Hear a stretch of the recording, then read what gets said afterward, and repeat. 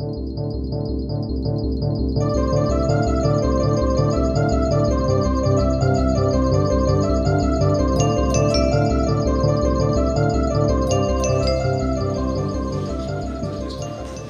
entón con Ana Filgueira Rei. Hoxe vai nos falar de cartografía mítica, estrutura, sentido e poética do territorio amourinande, que xa con ese título xa doulle a palabra e xa continuamos a xornada, se ver se despois podemos... Síntome honrada de representar un día así, ser a portavoz da mitoloxía, porque é algo no que eu veme un pouco así en principio de lado, foi fortuito debido a que a miña formación efectivamente é arqueolóxica.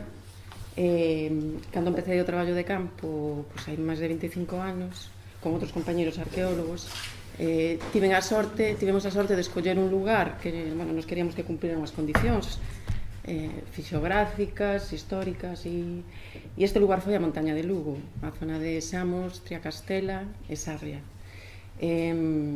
De feito, o título que está aquí incluído de Mourindade, porque é a denominación xenérica de todos os seres míticos que se dá nesa zona de Lugo, e eu creo que noutras tamén, chamar a todas Mourindade. A sorte foi que hai 25 ou 30 anos estaba vivo este legado cultural, e como a primeira referencia de información do territorio para nós eran as persoas que moraban neles, porque nós éramos extraños e extrañas. Entonces, ao comezar a falar coa xente e eu escoitar todo aquel discurso e aquel mundo, decidín que a arqueoloxía pasaba a segundo plano inmediatamente, porque a arqueoloxía está baixo terra, está oculta, e o legado material está aí, sempre se pode botar mandel e pode auxiliarnos, incluso mellor virán mentes máis preclaras que o farán mellor que a nós. Pero isto que chamamos inmaterial, o invisible, que curiosamente o invisible, sí, curiosamente o invisible, pero é o máis trascendente, está completamente desatendido, e non só está desatendido e continúa desatendido, sino que os portadores e as transmisoras dese legado desapareceron prácticamente. Comentaba con Rafa alguna vez, o mellor parecía catastrofista hai todos eses anos, porque entroume a emerxencia desto, hai que constatalo, porque va a ser o que vai quedar para o futuro. As grabacións, eu teño moitísimas grabacións, e para min, a montaña de Lugo foi un lugar iniciático de abrirme os ollos a todo isto. Quería tamén a oportunidade, porque a miña conferencia, o que vos quería comunicar, é o vínculo territorial que ten, que é indisociable por completo da mitoloxía. Primeiro, chamarlle mitoloxía, porque hasta agora era folclore, e isto sempre o digo porque se fala de mitoloxía escandinava, mitoloxía xermánica, mitoloxía celta, e nos temos folclore galego. Pois non, hai mitoloxía galaica. É un saber superior, e como supoño que aquí estades todos sensibilizadas e sensibilizados, porque por algo asistides a unha conferencia con un título así tan estrambótico, estades xa iniciados nesto, co cual espero que comprendades, porque realmente é bastante difícil de explicar. Alén do aparente, do que se ve, hai un trasfondo na mitoloxía, por iso digo que é un saber superior, é un tipo de linguaxe que está codificada e que ten múltiples significados. Ensina, educa, entretén, que hai o fallo, tal vez, porque o miramos como un entretenimento, e esa é unha parte dela, pero máis que entretenimento é sobre todo significado. A mitoloxía tamén cura, é sanadora, por exemplo, estou falando da nosa.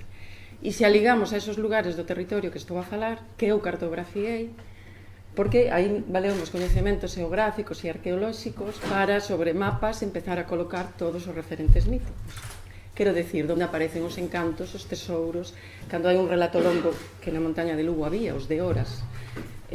Nada é aleatorio, onde ocorre o relato, onde aparece a moura, onde sabe liña ou a rapaza que leva os carbóns lle caen nun sitio. O resultado deso é un territorio, unha cartografía que logo, se a miramos, hai un mundo paralelo que ten un significado, xa digo, e que tivo milenario hasta hoxe. Por eso quería, va a ser complicado poder explicar todo o que significa os mitos, pero bueno, vou tentalo. Espero que perdonedes se resulta mellor un pouco abstracto ou... Ten un poética, por eso poño estrutura, sentido e poética do territorio. Esta foto do territorio está desde o Pico Sagro. Xa ten, non sei, terá 15 anos esta foto, porque eu vou todos os anos á romería, fixime moi beata, cando antes non era nada, e agora vou a romerías así, máis que nada porque teño aprendido moito, xa digo, da xente. E o Pico Sagro é un lugar, e además se vai falar aquí nestas xornadas, é un desos centros a nivel do noroeste, eu creo, de poder, xa o seu propio nome, Pico Sagro, cristianizado, con unha divinidade como é a Reina Lupa, con un territorio propio da Reina Lupa, que vai desde o territorio Montesacro, que se chamaba en época medieval, hasta Fisterra, o que explica todo o mito do Xacobeo, que está recollendo o apóstolo Santiago, toda esta tradición poderosísima. E a mí, bueno, as circunstancias levaronme a vivir no Pico Sagro, non no Pico Sagro, pero nunha aldea que está ali. Co cual empecé indo, vagueando por ali, falando con xente maior, teño grabacións de hai moitos anos, e fun establecendo tamén, fun tomando conciencia desa carácter central e poderoso que ten o Pico Sagro. Vou darlle para pasar. Bueno, o exemplo que vou traer, tería moitos exemplos, porque traballei en moitos sitios, afortunadamente, sempre que tiña intervencións arqueolóxicas ou alguna actuación arqueolóxica, sempre aproveitei precisamente para recoller a tradición oral e todo, porque me parecía eso inminente, a desaparición dela. Entón, o exemplo que vos vou traer, porque é o máis recente, tan recente que estou con el aínda, é a Costa da Morte. Agora pasei para o mar, non? Da montaña. Bueno, regreso ao mar porque eu son de mar, ademais, fui a montaña, pero regreso ao mar. Estou traballando en Corme con un compañeiro, Antón Bouzas, que ocúpase da parte arqueoastronómica, porque non só miramos o terrenal, sino o celestial, que tamén é unha maneira de entender toda esta transmisión e ligala a prehistoria e a ocupación prehistórica e a espiritualidade antiga. E Corme, bueno, pois aquí va a haber outras cousas, pero sobre todo porque isto é Roncudo, é un deses recantos onde aínda se recollen retazos. E tamén quería aclarar isto con respecto á mitoloxía. O que no século XX, o que estamos agora constatando e todo o que estamos, o que se nos está transmitindo está moi fragmentado.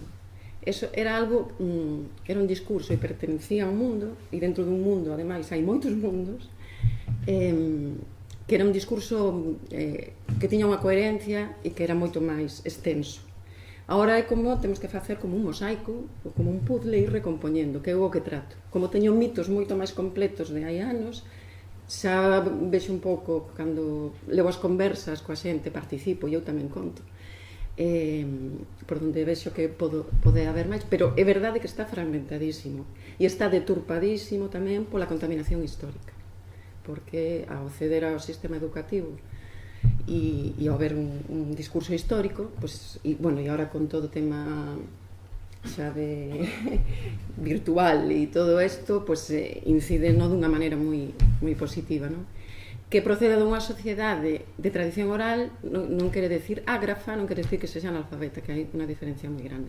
Significa que non escriben, como non escribían as tribus prerromanas que había aquí, non eran analfabetas.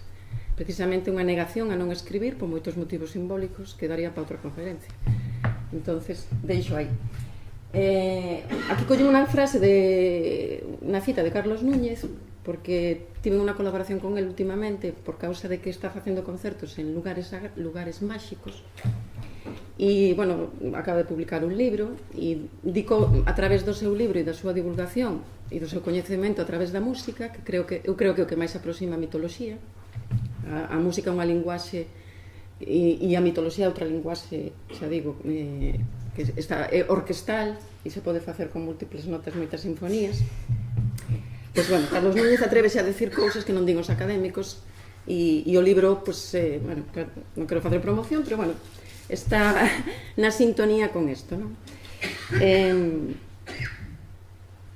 Ben, dentro do territorio, estes vínculos que vou facer, non todos os lugares son iguais. De aí o valor da mitoloxía. nos está indicando, é un indicador de aqueles lugares, pois eso, que poden ter probablemente connotacións sagradas ou máxicas, non? Espazos, como poño aquí, de valor cultural e antropolóxico singular, que ademais teñen valores naturais e paisexísticos. Por eso chamolle, no caso, por exemplo, de Corme, territorio sobrenatural, nos dous sentidos. Sobrenatural no sentido máxico e sobrenatural no sentido de unha natureza especial. Estos lugares o que fan é conectar e transmitir revelando a alma. Eu creo que a mitoloxía relacionada co territorio é a alma do territorio. De aí a súa delicadeza e a súa sutilidade. De aí o de tratala con respeto e con conciencia, porque é unha responsabilidade grande transmitila, polo menos para min, coa dignidade que me foi ofrecida e dada.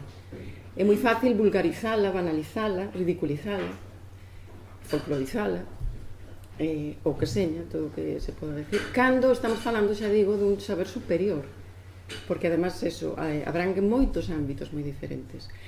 Tamén quería falar do aspecto feminino aquí, porque eu teño recibido tamén un legado que ven das mulleres, particularmente porque son as que transmiten os que teñen o poder sobre a vida e a morte. Somos as que recibimos e as que despedimos na tradición cultural galega. Hai un coñecemento que elas non transmiten, pois as homens, por exemplo, como eran antropólogos, é máis difícil que elas vehiculicen ou se sintan confiadas, e aparte enseguida sale das bruxas, a bruxería e todo isto. Quero dicir que te catalogan de bruxa, eu me sinto moi orgullosa cando me dicen de bruxa. Pero é verdad que eso, que ese é un patrimonio e un legado aínda moito máis delicado, relacionado, eu estudiei no lado da crianza e da maternidade tamén, porque, xa digo, hai moita cousa sobrenatural en todo isto, moito que temos que ensinar ao resto do mundo sobre isto. Tamén está vinculado a lugares do territorio, moitas ceremoniais e moitas cousas. E xa digo, hai un saber femenino e un legado femenino, e un legado mitolóxico femenino tamén, que daría tamén, como digo, para outra cousa. A mitoloxía ten o poder de maravillar, e iso que nos atrae a todos moitísimo, ademais. Aquí traigo, bueno, isto é unha das famosas cruces do Roncudo e do mar, porque bueno, para mí non foi unha sorpresa, porque xa traballar antes en Fisterra e noutros sitios, pero é descubrir os mitos da costa, do borde marítimo. É un mundo e é unha xente que ten unha vida moi dura, tibua, porque miro en documentos antigos e sigue a ter. Entonces a morte é moi familiar, a morte eles están escoitalos as súas vidas, o tratan con esa naturalidade a morte. Está todo significado do territorio con cruces de almas que se foron, de mulleres, homes e nenos que xa non están. A parte deso, tamén quería aquí facer un fincapé nesto do territorio de que hai unha mitoloxía e unha toponimia que é a gran aliada da mitoloxía. Por fin, e o que quero aquí, gracias a este convite que me fixeron, que a mitoloxía sexa protagonista e que deixe de ser compañeira, porque ten, como digo, entidade propia, de por sí, suficiente e sobrada. Hai outras acompañantes, e unha delas é a toponimia, e a talasonimia, claro, a toponimia do mar. É un acompañante fundamental, é outro patrimonio, e que tamén fala. E aí só temos que atender e reparar, como digo os portugueses e dicimos nós tamén, porque unha cosa é ouvir e outra é repara, e atende, e aprender. Entón hai unha toponimia que, xa digo, xa o virá antes en Fisterra e en outros sitios. Hai unha toponimia desde terra e unha toponimia desde mar. Aquí, en Corme, é máis que significante, porque hai unha toponimia que me dan os percebeiros e, sobre todo, as percebeiras, porque elas baixan de terra a mar, e a que dan eles que veñen en lanchas e en barcos. Co cual aí temos un mesmo territorio bidimensional, visto de dúas maneiras. As referencias desde o mar son unhas e as referencias desde terra son outras. Todo o Cabo Roncudo, toda a península, o Cabo Roncudo e o de Corme, imagino que o que continúa igual. O que pasa é que aquí, bueno, hai unha identidade de ser, como xa digo, hai moitos mundos dentro dun mundo, non? Presenta esta característica de ser vista de dúas formas diferentes, que enriquece moitísimo máis, porque toda é válida, todas as variantes. Hai un coñecemento exhaustivo tamén de cada persoa e de cada grupo do seu lugar, eso tamén o saberedes en antropoloxía e nos traballos de campo, tamén é heredado milenario, coñecen exactamente hasta un linde sagrado, un linde parroquial, un linde municipal que sabemos que se superpón sobre os antigos, e de aí para lá non coñecen máis, é outro mundo. Isto é importante tamén dicilo. Aquí esta procesión do Carme, en Corme, con, bueno, por destacar un pouco a parte das ceremonias e do vínculo que se ten e do ceremonial. Quero dicir, todas as ritualidades e todas as ceremonias que coñecemos que van a menos continúan facéndose, porque tamén todo isto está en continua transformación, reinterpretación tamén. Eu sempre digo que deben inspirar para crear vanguarda, porque además no caso da mitoloxía é inspiradora para cuestións artísticas, é moi plural, poéticas, literarias, como sabemos. No caso además aquí desta zona de Ponteceso temos a Pondal como un precisamente expoñente deso. Bueno, por volver á zona do mar, estas son as furnas de Corme. Hai moitas furnas en toda a costa, pero algunhas teñen encantos, e teñen encantos que están vinculando as propias furnas con outros lugares do territorio.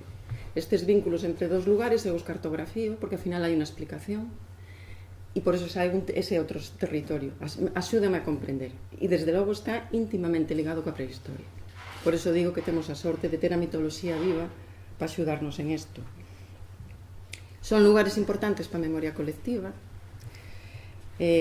Neles se producen maravillosas metamorfosis, como ben sabemos, porque os mitos poden aparecer en forma humana e teñen esas transformacións en animal. Como sabemos, as mouras aparecen en forma de serpe, de cobras, de dragóns, bueno, todas as metamorfosis posibles que hai, e que vai falar Claudio ademais despois, o sea que ve moi ben. Esta outra furna, por aí ando eu, máis que nada para facer escala do que é. Bueno, que estaba dicindo, os seres míticos que as súas metamorfoses danzan entre o natural e o sobrenatural. O natural teñen o poder de maravillar. Esta é unha mostra do traballo de campo. Este foi curioso porque isto é na praia da Bárdara. Estaban estes rapaces novos pescadores que son dali. Eu viña de falar con xente. En Corme hai persoas e non maiores, que é a esperanza, porque tamén hai xente agora de 60, 50 e menos anos, determinadas persoas que escoitaron os seus maiores e levan con eles ese legado, que é maravilloso, porque sí que son os últimos. Bueno, pois teño unha percebeira dali con ela un momento que va a salir aquí nunha foto, soltou 100 nomes, así, todos seguidos, que fun cartografiando a velocidade que podía. Estes dous rapaces preguntelles como se chamaba o lugar e sabían un nome donde hai recollidos como 70. Só un. Eu insistía, e ali que non, ali que chaman a Barda, todo é a Barda. Quero decir que é representativo de onde vamos. Onde vamos? Pois a un territorio sin discurso, neutro, que é o que domina en Europa por moitos, en Europa e no mundo, por moitos motivos, que acabouse o discurso, empeza outra cousa. Quer dizer, hai unha memoria milenaria acumulada e ora nace outra memoria. É unha pena que nós non documentemos, xa que non se rompeu o eslabón de transmisión, non documentemos ao cartografiar a través da toponimia, a cartografía mítica, esa memoria acumulada para intentar entendernos e para seguir producindo cultura nova, sí, pero sin traicionar a memoria. Aí isto que se ve ao fondo é a Insua da Estrela, está a praia Larmida, que é unha cidade asulagada. Nos fixemos cos nenos, porque está claro que o futuro son os nenos, Neste caso foi unha visita a primavera. Bueno, sorprendeme que nenos moi pequeniños, 3, 4 anos, 5 e hasta os 12, coñecían bastante ben a mitoloxía pola familia, por veciños, un avó, unha avoa. E despois de nos falarlles na escola, fomos ao campo con eles, ou á praia. Isto foi que acabou na praia. Non sei se sabedes, pero en Corme está a famosa Pedra da Serpe, que vas a ir aquí. E eles puxéronse na area, ofrecimos a posibilidade de que dos mitos que coñecían, dos relatos que lles contaban, que dibuixaran. E quedou a praia toda chea aí de dragóns voando, bueno, estuveron moi felices. Quero dicir que hai maneiras de involucralos co territorio, involucralas e que las podan. Outra compañeira é a religiosidade popular. O legado espiritual ainda vivo na religiosidade popular, é importantísima. É verdade que hai que peneirar porque están cristianizados, pero é importante tamén que tipo de cristianización e como é reinterpretado. E xa digo, é indisociable por completo a religiosidade popular do legado mitolóxico, que además ainda permaneceu vivo e permanece. Os relatos teñen vida propia, decía Valle Inclán, os relatos populares nunca son de ninguén. E é verdad. Teñen vida propia e por eso, aínda que están en función da tradición colectiva, hai incorporacións particulares. E todas as versións valen. A min valenme todas, porque todas aportan. E todas aportan algo memorable, cada un memoriza algo, cada un temos algo, uns unha cousa e outros outra. Entón non hai unha versión única, e desde o momento en que a escribimos matámola, porque eu me imagino que os contos de Grimm, os de Andersen, eran variacións de mitos, pero unha vez escrito, cando o lemos, pois parece que sabe, non, así non era, é así. Quedan anuladas as outras, eu penso que é unha riqueza. Eu lembro-me a miña filla maior, cando era pequena, cando iba a dormir, que a máis mañán tamén va dar unha conferencia, eu tiña os contos do Cabalo Buligán, e, bueno, do que recollía tamén o traballo de campo, e antes de que, para dormila, lle contaba así alguna cousa, e ela gustaballe moitos contos, pero decía unha cousa que me fixo gracia a expresión dos nenos. Me decía, se lle daba un conto para que mirara, decía, no, conto destes no, contos de aire, que era decir, orais. Gustáballe. Por qué? Porque na voz transmitimos emoción, na voz transmitimos cariño, que é o que se está perdendo, é o que perdemos con toda a tecnoloxía, a vibración na que falamos, se é maternal, se é paternal, se é de medo, estás transmitindo, estás improvisando, estás facendo partícipe. A oralidade ten esa maravilla. Entón, bueno, quería tamén, e o que decía Valle Inclán, que os relatos non son de ninguén. Bueno, aquí siguen sendo imaxes da procesión do Carme, as flores para na memoria dos difuntos, os naufraxios que hai, estas furnas están cheas de restos de naufraxios e de afogados e afogadas, están moi habituados a xente a rescatalos, a ver a compañeiros e compañeiras ao lado que os levan unha onda e desaparecen. Esta procesión. Bueno, este tamén o poño polo simbolismo da luz e da vela. Digo que non é a mitoloxía e o sobrenatural, todo isto non é evidencia, é misterio. Alabado sea que é misterio. Porque é máis sutil, xa digo. Porque revela o trascendente, pero só, xa digo, para aqueles que están e aquelas que están dispostos a escoitar o trascendente. É un legado vivo con continuidade e resistencia como estas, pois, por exemplo, as lumeiradas, as fogueiras, as cacharelas, como se chamen de San Xoán. Hai un espazo ritual, que é o que eu estou dicindo, e hai un tempo ritual, que é no mencer e na última hora da tarde, hai que estar atentas a esas horas, e eso sae nos relatos, e temos que estar moi atentos aos momentos do día e da noite cando se producen, porque nos están indicando cousas que ten que ver, como os decía antes, co celestial, tamén, con ese coñecemento astral que había na antiguidade.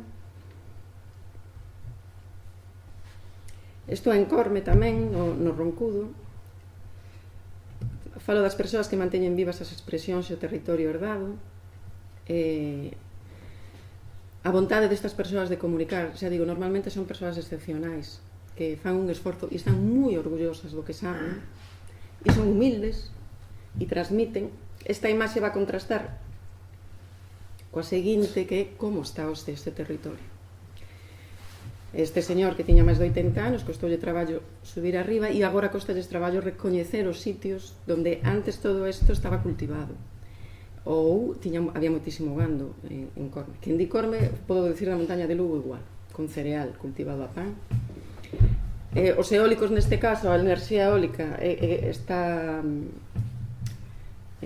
non é tanto a instalación eólica en sí como, isto xa falo como arqueóloga, toda a infraestructura para levar os eólicos aí, que é a apertura de pistas e desmontes e cruzar o terreo por todos os lados. Aquí neste caso hai unha lagoa alucinante aí arriba que está rodeada de chantos ou de barcos e está partida, pasalle unha pista polo medio e, bueno, como eu coñezo, gracias a eles e a elas, as historias desos sitios, o sufrimento maior. É verdad que triste ser testemunha, a veces síntome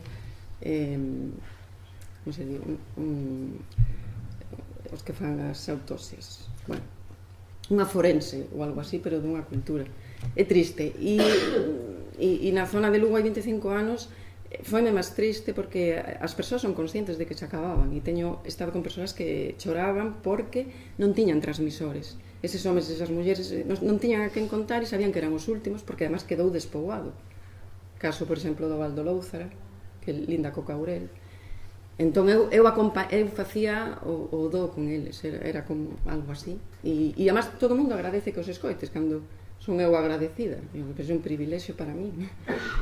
Pero, bueno, o poder depositar en alguén isto, non? Que damos.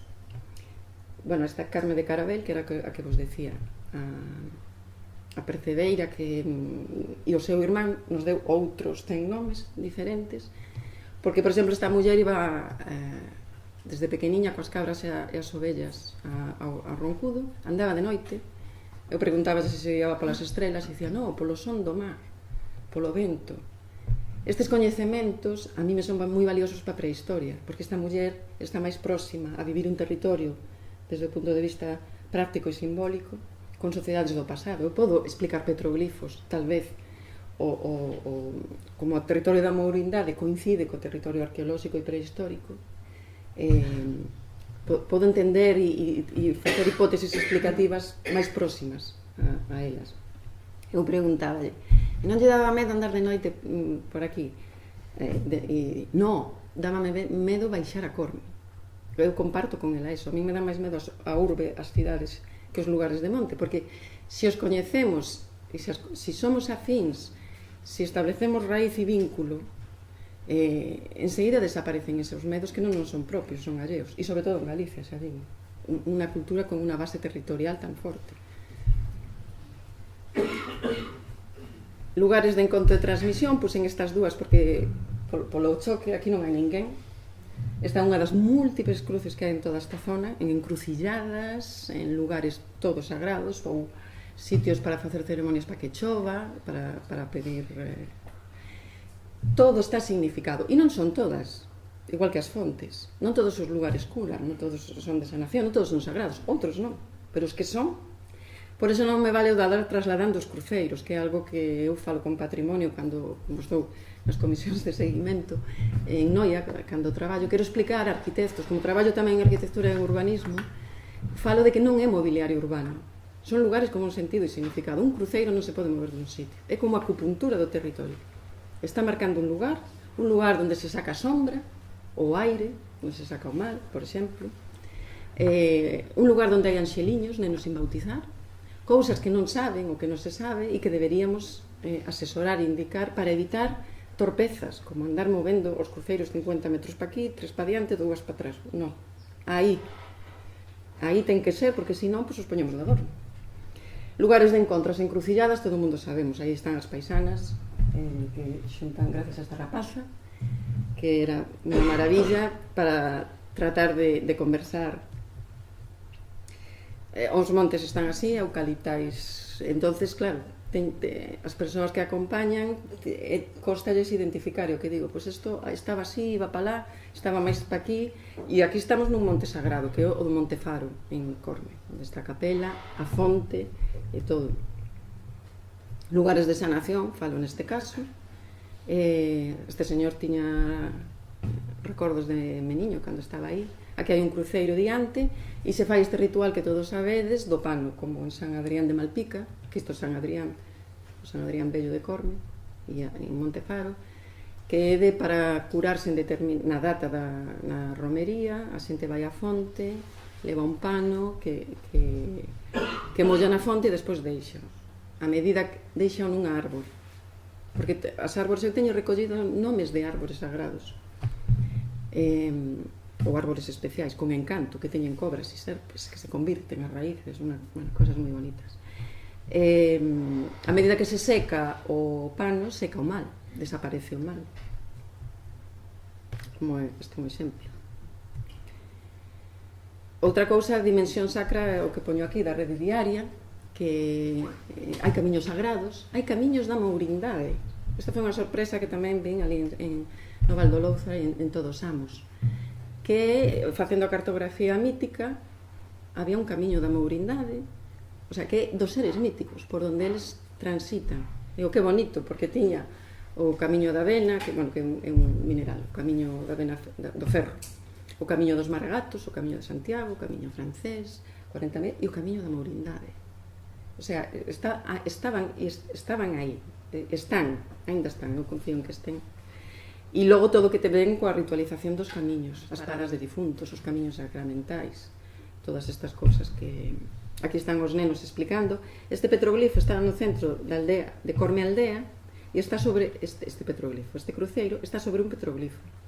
Non é a primeira vez, teño visto moitas máis veces. Ten cazoletas, é un afloramento granítico con cazoletas, que foi utilizada a súa vez para facer a base do cruceiro, tamén ten cazoletas. O sea, está marcando, novamente digo, de marcar territorios da prehistoria. Está cristianizado, está sacralizado e quedou no medio dunha aldea agora. Pero se siguen facendo as paradas de difuntos, todas estas cousas. Nese sentido, digo que é un territorio vivo. E esta famosa Pedra da Serpe, que está moi distinta, non. A configuración do lugar non é, isto estaba 3 metros sobre 3 metros, non, ao mellor 3 metros é demasiado, pero 2, era unha corredoira fonda e a cruz quedáballes alta, aí pousaban a carga. Agora o asfalto chega hasta aí, pero tamén son diferentes maneiras de percibir o sitio. O Concello de Ponteceso, e a través do seu Concelleiro de Cultura, Carlos Penedo, eu quero agradecer que encargue un traballo como este, non porque me encargue a min e porque o pague, senón por ser consciente deste patrimonio. En canto yo expliquei, porque se iban a facer outras cosas arqueolóxicas, e dixen, mira, eu creo que aquí antes outro queda aí, pero se queres un territorio mudo, que é o que vos vai quedar, con pedras, con petroglifos e tal, pero que nada di, e dixo, non, a por isto. E entón, bueno, estaba previsto unhas modificacións aquí para facer visitable e isto, que eu penso, outra cousa que tamén levo traballado moitos anos nesto, é que as intervencións nestes lugares teñen que estar á altura do lugar. E se son lugares sagrados e con misterio, ten que ser seguindo sagrado e misterioso. Non se poden levar autobuses e excursións. Quen quera chegar aí ten que facer un esforzo. Eso forma parte do mito. Claro está, salvo excepción de persoas que teñan dificultades para transportarse, para tal, que poden ser levadas ali. Pero os demais, vamos a pé como nunha romería. Quen quera ir a estes sitios fai esforzo de camiñar. A parte vai ir enlazando estes lugares míticos e outros, con interés humedais. O mesmo que máis me chamou a atención cando cheguei a Pedra da Serpe, que coñecía de nena, porque fora coa Asociación Cultural Facho, cando era unha nena, podíamos estas excursións. Pero daquela non miraba, non levantaba a vista, ahora levanto a vista dos sitios. Fui en torno, mirei e dixen, pero aquí hai unhas brañas. Isto ten relación coas brañas, o sea, coa antiga lagoa que había aí que desauga na praia da Ermida e na Insua da Estrela, donde hai unha capela e un cemiterio, ou donde hai unha virxe que veu polo mar e que nos está remitindo a todas esas divinidades, neste caso femenina, relacionada cas mareas, hai baños rituais, en fin, que tirar dun fío e tirar da Pedra da Serpe e sae de todo. E sae San Adrián Bello, a antiga igrexa, porque foi trasladada. En fin, hai que levantar a vista e mirar alrededor. Hai que, por eso, quero que o do territorio quede claro, creo que estou sendo un pouco pesada, pero sí, Bueno, aquí estaban os rapaces que sabían moitas historias, cada un contou historias sobre a Pedra da Serpe. O que vemos ao fondo, hoxe abandonado, pois era todo cultivado. Esta paisaxe é a selva, como dice a xente. Antes de ser a selva, era un espacio domesticado agrario. Esta é unha procesión de Montefaro, que en setembro, como a maior parte das virxes estas, aí están os nenos, esta trouxen, porque con este santo curioso que é San Xián de Brantoas, que ten un rifle aí, va apuntando, porque é moi simpático, o que o restaurou foi unha figura que atoparon, estaba estropeada e non sabían que tiña na man e lle pus unha escopeta. E vai aí todo cheo de razón e además o levan os nenos. Bueno, aquí está a capela, desde esta capela un alto que domina territorialmente todo un ámbito impresionante desde o mar, referente para os mariñeiros. Aí tedes outra vez o santiño disparando. Bueno, xa non entramos nos esbotos e nas velas, todo isto, porque sería... Bueno, aquí indico isto, insisto, en que os mitos son guardiáns da tradición e do sagrado, que preservan o trascendente, que incorporan contidos culturais reveladores, e xa digo que estos contidos son múltiples, que os relatos, como decía antes, teñen vida propia. Esta foto é desde o Pico Sagro tamén. Eu, cando traballo en arquitectura e lles falo da vocación dos lugares, igual que as persoas, igual o territorio, igual que a nós, ten memoria e ten vocación propia. Hai lugares femininos, como son os lavadeiros, os ríos de lavar, que eran das mulleres. Espacios donde elas se xuntaban, se congregaban, donde se moceaba, viñan os rapaces, os homes, e estaban fora do control social e familiar. Por exemplo, digo, un espacio feminino son os lavadeiros e os ríos de lavar. E logo hai outras vocacións de espacios, aí xa digo, espacios con vocación sagrada, espacios con vocación de reunión, espacios, e eso deberíamos, espacios con vocación musical. Eu teño cartografado incluso no Faramello, nesta zona onde facían as arruadas e porque a música forma parte de todo isto, xa digo, formaba parte do traballo, sabémolo, no mar, na terra, nos canteiros, en todo. Bueno, aquí falo da soberanía do territorio, da mitoloxía. Isto volve a ser o Pico Sagro, isto foi unha nevarada un ano. Se seguimos este camiño imos dar o Burato dos Mouros. E o que falaba antes, de que a toponimia era unha gran aliada. Este plano é de Coruña, del Viña, onde está o campus universitario. Ali hai casi 20 anos recollen a toponimia. É un lugar completamente urbano, xa sabedes, porque está continente, non sei que, aquelo está todo. Pero cos últimos labradores e labradoras, que había un alto índice de suicidio, foi un lugar que me chamou a atención porque non atopaba xente maior, porque se lles botou a cidade en riba, o cemento en riba, sin darles oportunidade de nada. Está a cidade ultra comunicada con todo, pero os de Mesoiro e os del Viña non poden pasar dun lado a outro como pasaron toda a vida polos camiños. E supuso, xa digo, non se lles tivo en conta para nada a xente que vivía ali. Despois viñan os estudiantes cos coches, atropellaban as vacas, tiñan medo que lles pasara algo aos estudiantes. Bueno, unha comunidade con un carácter territorial fortísimo, identitario, dentro da propia Elviña, San Vicenzo, os de arriba e os de abaixo, impresionante. Aquí hai toponimia que fala, por exemplo, non se ve, es que non ten moita calidade, pero non se pode sinalar. Esta zona de aquí, isto é o campus universitario. Se vedes os topónimos, como se podía chamar en vez de campus del Viña? Porque el Viña é un sitio. O campus del Viña de arriba é o Monte de Arcas. Limitan 5 concellos e 3 parroquias. Arcas porque había 30 e pico túmulos que desapareceron, era unha das necrópolis máis cercanas ao mar. Eu fui co profesor Luis Monteagudo, que faleceu o ano pasado precisamente. Tive a sorte de compartir 10 anos con el na súa casa e despois no territorio, porque era moi maior, porque morreu casi con 100 anos, pero o leveino.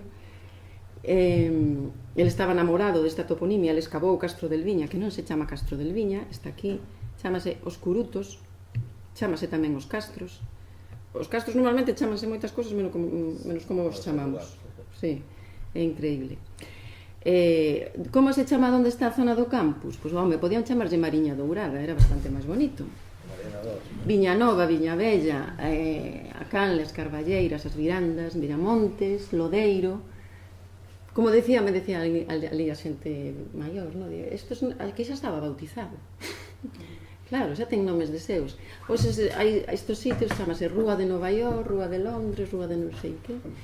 Bueno, eu fixen 7 planos con fontes, muiños, camiños, todo tentando que os estudantes do campus coñeceran a realidade esta memoria heredada. Se fixe unha publicación pequeniña con planos, pero creo que se pode adquirir ou se pode comprar, creo que regala a propia universidade.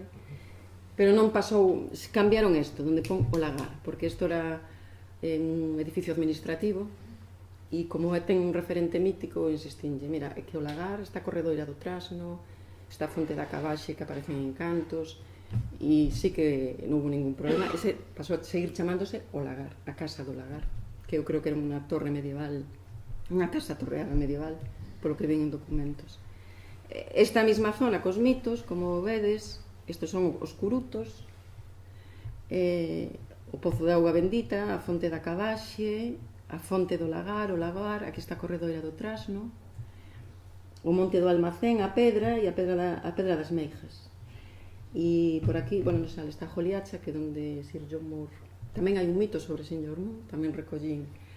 Ten outra historia paralela, non morreu heroicamente, hai a historia popular, que é bastante máis ruín. Pero...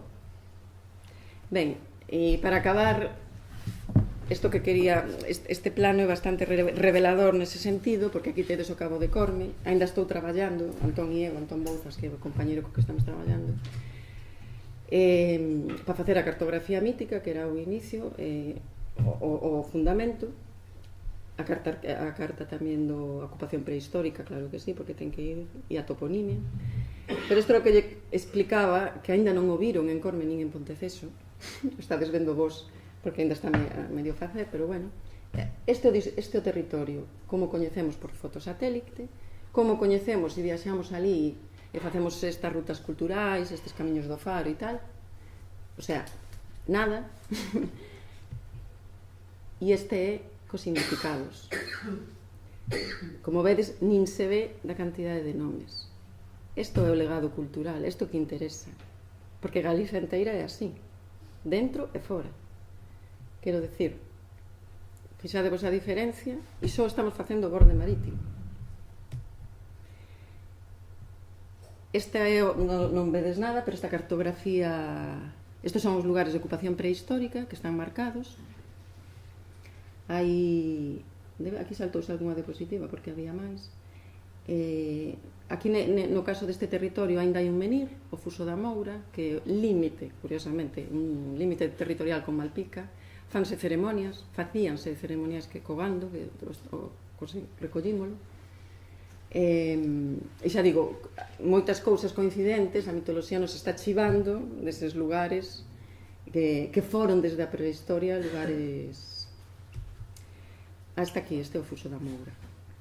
Bueno, dicen que está modificado, que un señor se volve a colocar outra vez, era máis grande, bueno, moitas cousas. A mí o que me importa é o sitio, o lugar e o nome, o Fuso da Moura. Bueno, as mouras son fantásticas. Sí, podía falar eu aquí de mouras. Bueno, este é un dos petroglifos. E estes son os enclaves míticos, que, como vedes, hai lugares sin nada, bueno, sempre con esa cautela, de que é o que queda. Non quere dicir que non houvese máis. O que chegou ata nós é isto. Podía ser máis, estou segura que ainda era máis. Pero bueno, xa hai territorio, hai significado, cos encantos, os tesouros, os lugares de ceremonia, todo o que decía antes. E aquí tedes un exemplo da toponimia. Que pena que non se vexe. Víamos antes o mapa sin nada, fixadevos todo o que hai. Cada lugar está contando unha historia. Historia de baleas, historia de mortos, de aparecidos, historias de tolos. Eu que sei, es que cada lugar dá para estar aí, en fin. Como decía antes, a memoria colectiva acumulada. Aquí tedes outro, Petón, Furnas, a Fontiña do Amaro, Hai lugares que a nos parecen increíbles que cheguen o ser humano aí, e elas, neste caso elas, que baixan de arriba a baixo, elas, con toda a naturalidade, coñéceno como a palma da man e se moven por aí, é increíble. Tamén me chama a atención que estas mulleres desta zona da Costa da Morte e de Corme, en Corme panillan, como en Camariñas, o que pasa é que Camariñas ten a zona, pero se panillaba, dicen panillar, que ven de pano, en todos os sitios. Mirei no século XVIII e había moitas mulleres, había tendas de panilleiras no século XVIII, que deso tamén terei que tratar, e mulleres que tiñan barcos, que tiñan, además, barcos, como era? Un barco grande destes de vela que collía moita velocidade. Es que non sei moito de navíos, o teño que aprender. Un galeo. No, era unha fragata tampouco. Bueno, non me lembro.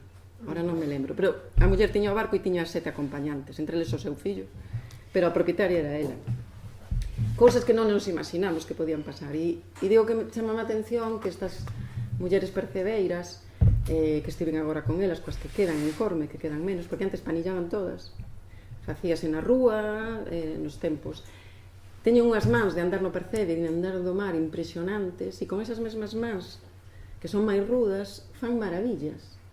Facían cousas suntuosas para a igrexa, para exportar, para vender, que ellas compraban, non? Quer dizer, esas dúas vertentes, e esta creo que xa é a penúltima foto. Sí, vedes esta Praia da Barda, a Santa Mariña, Illa de Santa Mariña, Fonte de Santa Mariña. Bueno, sería, e xa acabo con isto, que digo, non son o que aparentan os mitos, sobre todo son o que significan e ofrecennos unha poética propia. Acabar dicindo como foi o comezo, no? Que son a alma do territorio. Oxalá podamos, ou estemos a tempo, oxalá se pudera facer en máis sitios de Galicia, pero, bueno, o que quería, afortunadamente, e coa oportunidade de hoxe na Asociación de Antropoloxía, a ver se conseguimos que a mitoloxía volva a ser protagonista en vez de acompañante, e que dedicarnos a ela desde a dignidade, desde o recoñecemento e o agradecemento por tela recibido, a todos os transmisores e transmisoras que nos alegaron, bueno, pues nas mellores condicións posibles, que foi como nos chegou. E nada máis. Moitas gracias.